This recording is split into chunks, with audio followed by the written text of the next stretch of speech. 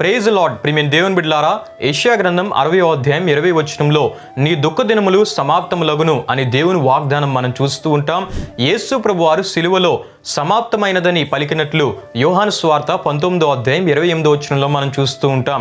అంతేకాకుండా ఇర్మియా గ్రంథం 31వ అధ్యాయం 13వ వచనంలో మనం చూస్తున్నప్పుడు వారి దుఃఖమునకు ప్రతిగా సంతోషమునిచ్చి వారిని ఆదరించేదను, విచారమును కొట్టివేసి వారికి ఆనందమును కలుగుజేతునని దేవుని వాగ్దానం అక్కడ మనకు కనబడుతుంది. ప్రియమైన దేవుని బిడ్డలారా, యేసు ప్రభువారు దుఃఖమునకు సమాప్తి కలుగు చేసే దేవుడు.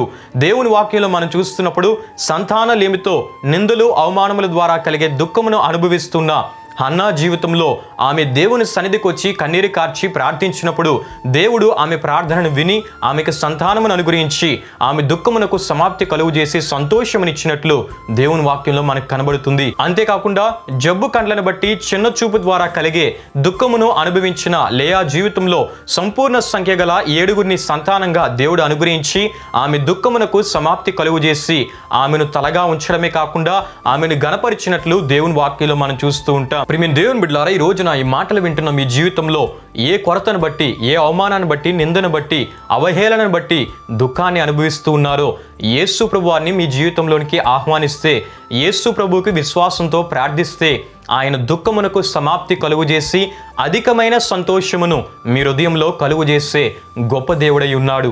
ఆమేన్.